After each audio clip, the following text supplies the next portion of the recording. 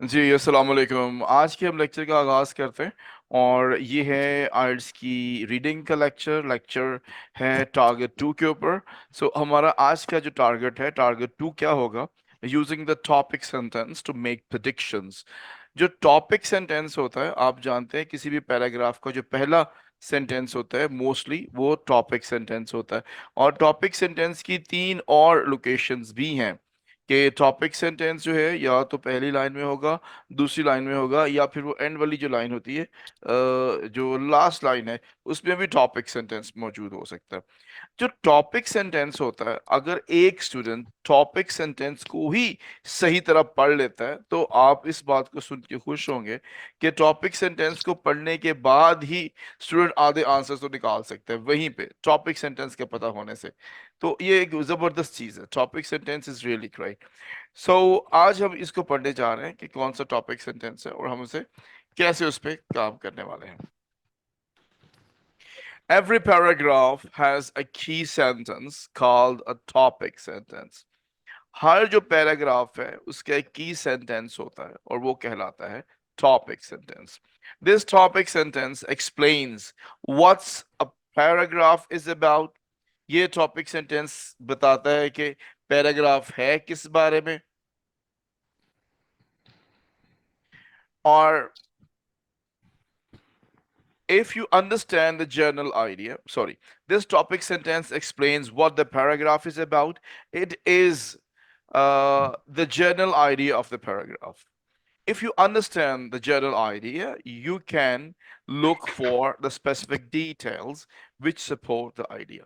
अब यहाँ पर हमारी बात ये आ रही है कि ये जो भी पैराग्राफ होता है उसका एक टॉपिक सेंटेंस होता है और टॉपिक सेंटेंस एक्सप्लेन करता है what the paragraph is about, कि पैराग्राफ है किस चीज के बारे में। और ये दे देता है एक general idea, it is a general idea of the paragraph.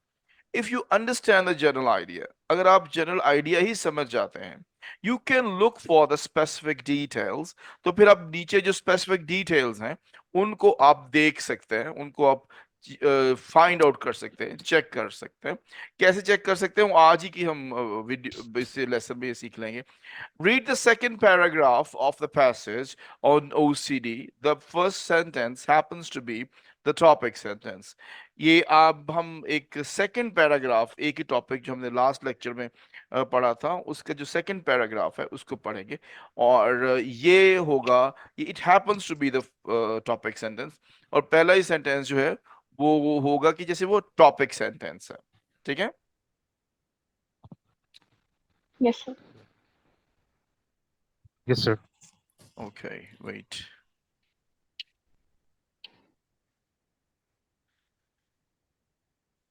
मुझे वो I have to send the link to the student to decide Hina.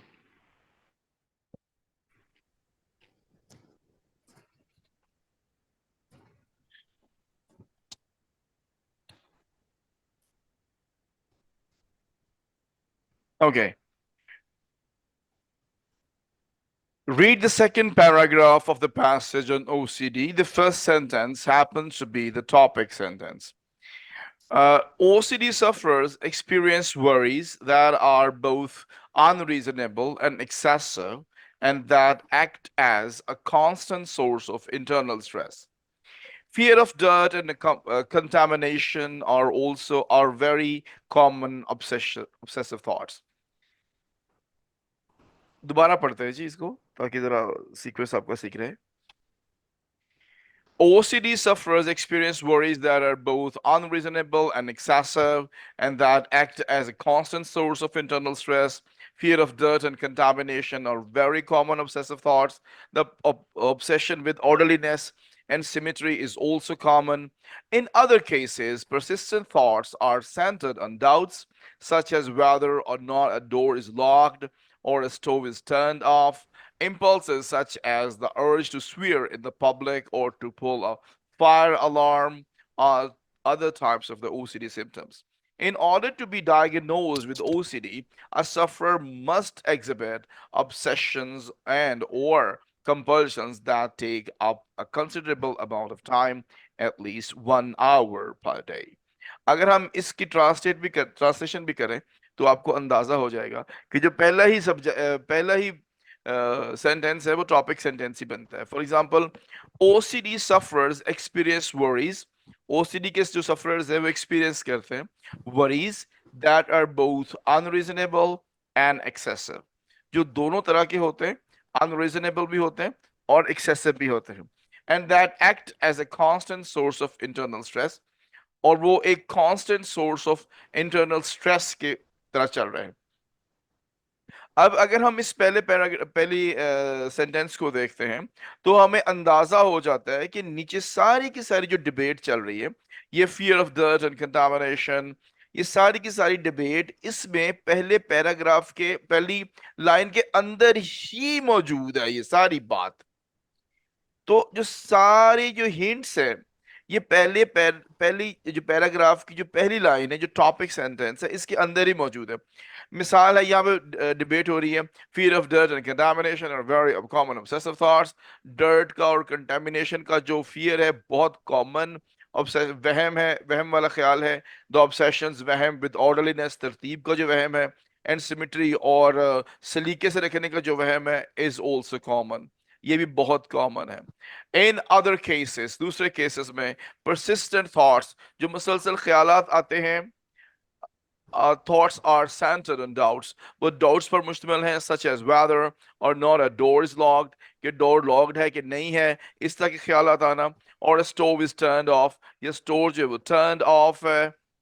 Impulses such as the urge to swear in public or to put a fire alarm, कि अर्ज होती है public में swear करने की, या फिर जो फायर अलार्म है उसको चला देने की जो अर्ज है। और other types of the OCD symptoms.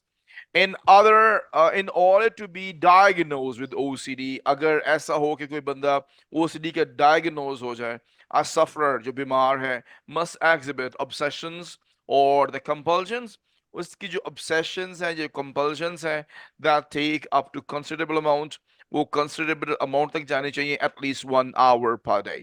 तो हम ये डिस्कस कर रहे हैं कि फियर से लेके एंड तक जो भी डिस्कशन हो रही है वो सारी की सारी पहली लाइन के अंदर मौजूद है। Like OCD sufferers experience worries that are both unreasonable and excessive, and that act as a constant source of internal stress.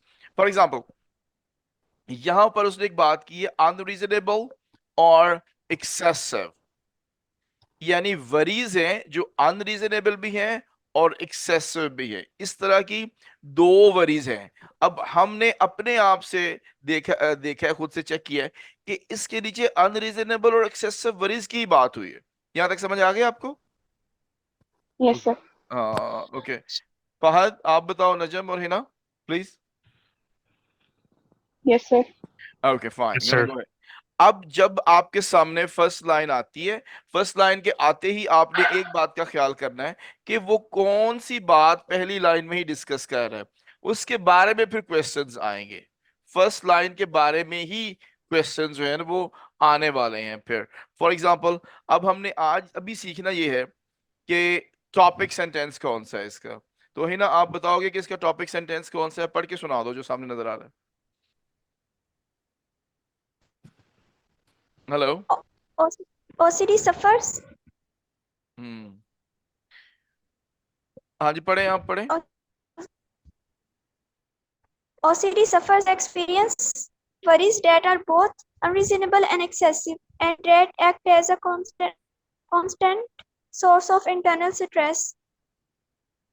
ठीक है, अब ये जो है ये टॉपिक सेंटेंस बन गया। अब ये पहली लाइन ही है उसकी टॉपिक की ना, जो टॉपिक सेंटेंस है, it is the first line of the topic sentence.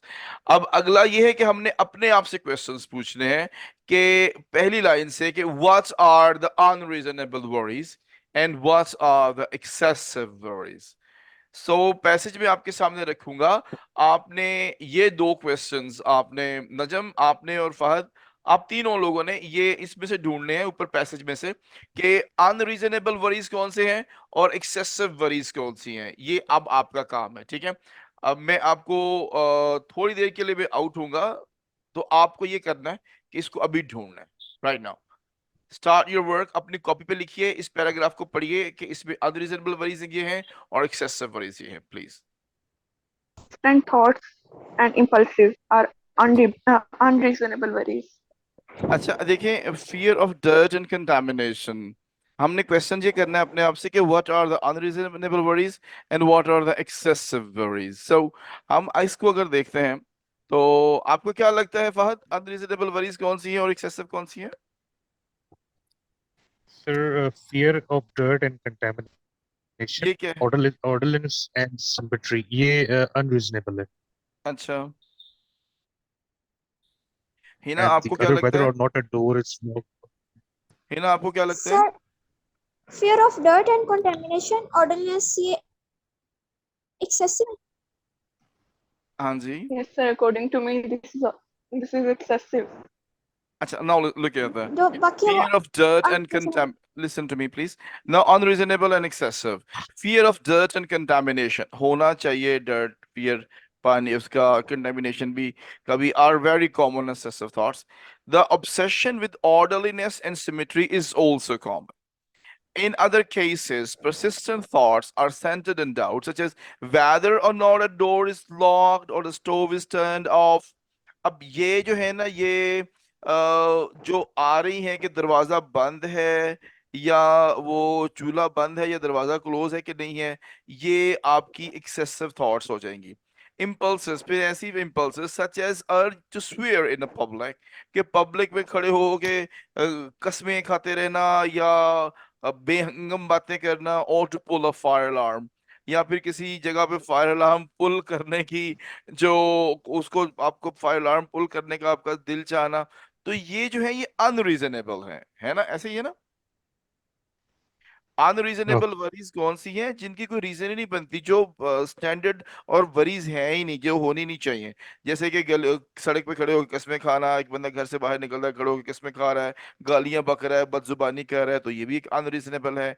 और फायर अलार्म, कभी कभी ऐसा होता है कि कि हम, मेरे साथ भी होता है कि जब हम किसी जिम के प्लाजा के ऊपर जाते हैं तो रास्ते में ना फायर अलार्म होता है वो, और वो होते हैं वो जो फायर बुझाने वाली नहीं होते, वो पाइप रोल किए होते हैं, जी चाहते हैं इसको सुनना हमारे, इसको तोड़ देना। तो ये एक अनरीजनेबल वरीज है, मगर ये इलाज इसका तब होगा, तब आप इलाज के काबिल समझेंगे अगर at least 1 hour per day, 1 घंटा रोज ये काम होते ही जाए, होते ही जाए, होते ही जाए। एक बच्ची जो है ना, वो थोड़ी देर बाद उठ के फिर जाके देखे चूल्हा बंद है कि नहीं, फिर जाए, फिर उठ के जाके चले जाए, फिर 1 घंटा मुसलसल अगर है ऐसा काम करती है, इट मीन्स कि फिर वो बीमार है। एक दो दफा अगर आपको लगता है कि दरवाजा खुला है या खुला तो नहीं रह गया, वो पता चलना, वो तो जरा कॉन्शियसनेस है, तो ये इसमें बात आती है। तो ये दो क्वेश्चन है जो आपने किए। तो हमने टारगेट 2 में ये सीखा है कि जो पहली लाइन है, ये वाली जो फर्स्ट लाइन आप लोग देखते हो, जो पहला सेंटेंस आप लोग देख रहे हो, उस सेंटेंस में, उस सेंटेंस में कौन सी ऐसी चीज है, कौन सी ऐसी बात, ऐसी लाइन है जो कि जो आपको सोचनी है। फॉर एग्जांपल यहाँ से स्टार्ट करते हैं आप, अब यहाँ तक आ जाते हैं। तो ये जो आपके पास लाइन आती है, इस लाइन से आपको जो मेन आइडियाज मिले हैं वो अनरीजनेबल है और एक्सेसिव है। तो ये दोनों चीजें आपने अपने आप से पूछनी है कि अनरीजनेबल थॉट्स कौन से हैं और एक्सेसिव थॉट्स कौन से हैं, ताकि ये हमें अंदाजा हो जाए। The obsession with orderliness, okay.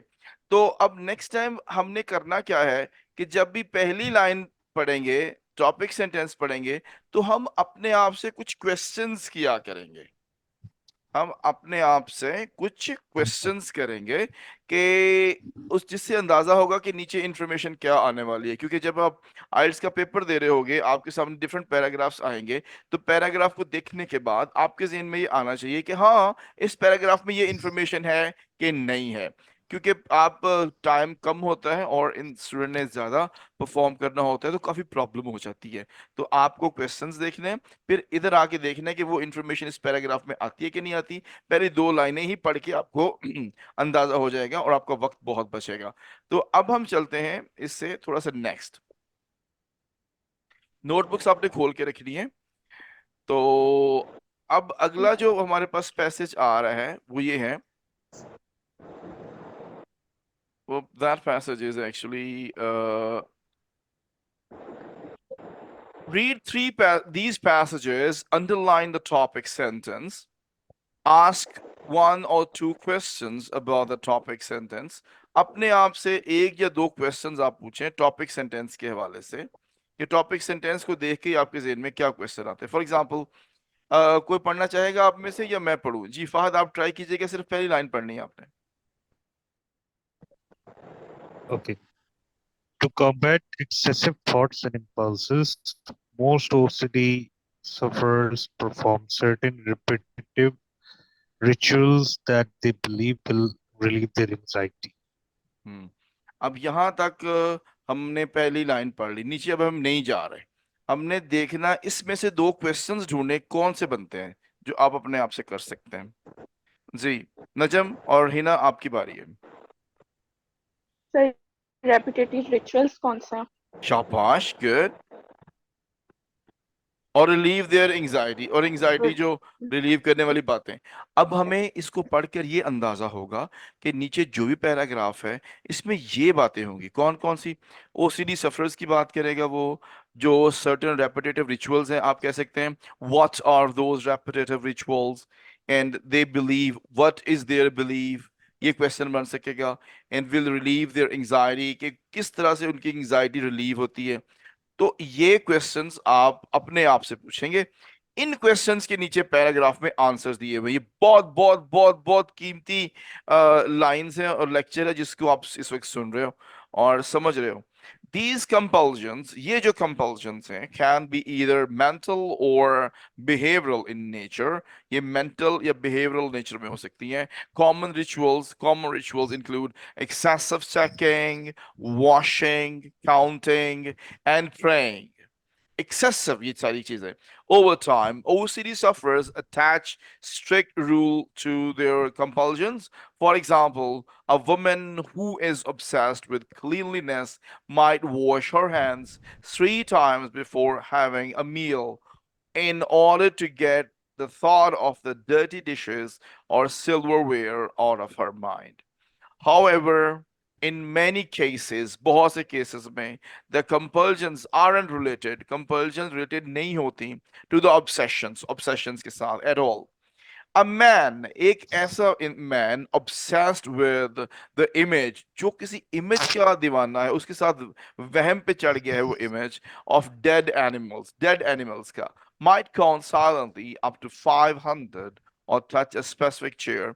हो सकता है कि वो मुंह में बुड़बुड़ाते बुड़बुड़ाते 500 तक गिनता चला जाए, या touch a specific chair, या किसी खास कुर्सी को छेड़ता रहे over and over in order to block the images. Bar bar images को block करने के लिए. Holding on to objects, किसी objects को पकड़ना, that would normally be discarded. वो उसको पकड़ के रखते हैं जिसको आमतौर पर लोग discard कर देते हैं. Such as newspapers and empty containers is another common compulsion. जैसे newspapers और empty containers जो है एक और common compulsion है. अब यहाँ पे देखिए, यहाँ पर आपको नजर आया है कुछ कि क्या बात हुई है? Yes sir. क्या कि वो रिचुअल्स कौन सी कर रहे हैं, है ना? sense की रिचुअल्स बात. कौन सी? जी. और अब देखो रिलीव करने के लिए ना, देखिए यहाँ पे देखिए, रिलीव देयर एंजाइटी को रिलीव करने के लिए वो क्या कह रहा है? Count silently up to 500 words और थॉट्स और touch a specific chair over and over, या फिर स्पेसिफिक चेयर को बार बार वो टच कर रहा है ना? समझ आ रही? Yeah. Yes sir. ओके. तो ये आपके पास दो क्वेश्चंस लाइंस आ गई जिससे आपको अंदाजा हो जाता है कि पहली लाइन पढ़ने से ही अंदर आने वाली इंफॉर्मेशन का पता चलता है. ठीक है, आगे चलते हैं. नंबर 2 अब आपने पढ़नी है. नजम, आप इसको पढ़ोगे और ढूंढो और मुझे बताओगे सर इसमें उसने क्या कुछ बताया होगा, कैस करके बताओगे. ठीक है, चलो please start. OCD symptoms generally begin between the age of 10 and 24 and continue indefinitely until a person seeks treatment. बस यहाँ तक रुक जाए. अब मुझे बताइए आपको क्या लगा कि नीचे वाले पैराग्राफ में क्या कुछ है? OCD symptoms यहाँ पे बताएगा कि And about अब treatment. आपने अपने आप से क्वेश्चन करना है कि व्हाट इज द एज।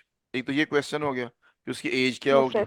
और फिर और क्या होगा, सब प्लीज बहस करें, बताइए क्या क्या होगा। Treatment. हाँ जी, ट्रीटमेंट की बात होगी, सीक ट्रीटमेंट, ट्रीटमेंट की बात की होगी। और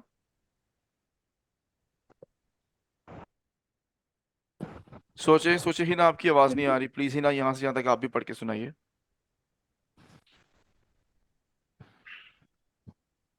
Hina, are you listening my voice please? The child, a child नहीं, आपने यहाँ से upbringing पढ़ना है, does not फर्स्ट लाइन ही दोबारा अच्छा। पढ़ के मुझे बताएं, क्या कुछ आपको समझ आता है कि पैराग्राफ में क्या कुछ होगा। OCD symptoms generally begin between the age of 10 to 24 and continue indefinitely until a person seeks treatment. ठीक है, ओके। तो यहाँ पर स्टार्टिंग एज क्या पता चलेगा इसके अंदर कि वो किस तरह की है, और फिर इंडेफिनिटली कहाँ तक चला जाती है, और पर्सन कब ट्रीटमेंट सीख करता है। A child's upbringing does And not seem to be the part of the cause of the disorder. Though stress can make the symptoms stronger. यहाँ से आगे पढ़िएगा। ये ना आपकी बारी है। the underlying causes of OCD have been researched greatly and pointed to a number of different genetic factors. While studies show that OCD and its related anxiety disorders are often passed down through families, the specific symptoms for each family member are rarely the same.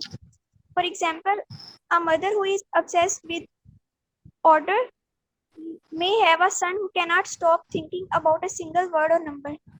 Okay, इसको अब समझ आया इस पे क्या क्या उसने बात की है। जी हिना, आपने पढ़ दिया। नजम और सहर, आप जरा पढ़ के सुनाइएगा कि उसने क्या बात की, मुझे समझाएं एक बार। थोड़ा मुझे टाइम दीजिएगा प्लीज, मेरी क्लास चल रही है। जी Najam, it's your turn right now. A child's upbringing does not seem to be part of cause of disorder. So those stress can make the symptoms stronger. Sir, ये जरूरी नहीं है कि चाइल्ड की अपब्रिंगिंग जो है वो कॉज हो किसी डिसऑर्डर का।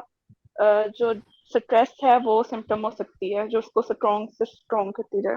ठीक है। The underlying causes of OCD have been researched greatly and point to a number of different genetic factors.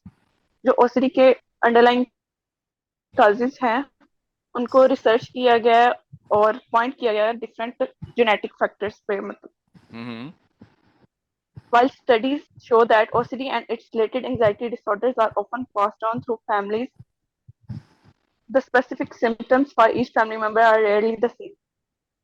Studies से साबित होता है कि OCD जो है वो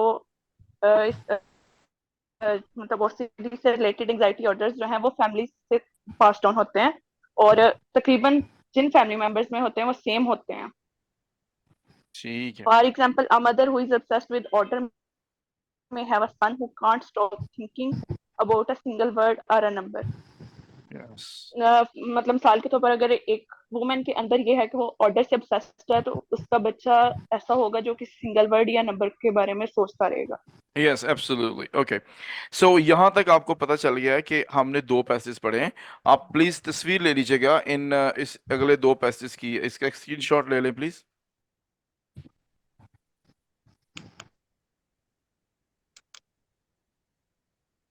जी, जब जो जो स्टूडेंट स्क्रीनशॉट ले ले मुझे बता दे। So done. Yes, sir. Done. Okay, fine. So what to do is right now, you people have to read the third paragraph, and after reading only the first line, you people have to find out to tell me that what are those questions which might be explained underneath. Got it? Yes, sir. Okay, so now read it by yourself. I do want to leave a little one. Okay, now this is your turn. Write on your notebook and tell me the details. You have to explain, you have to behave as a teacher after 5 minutes, please.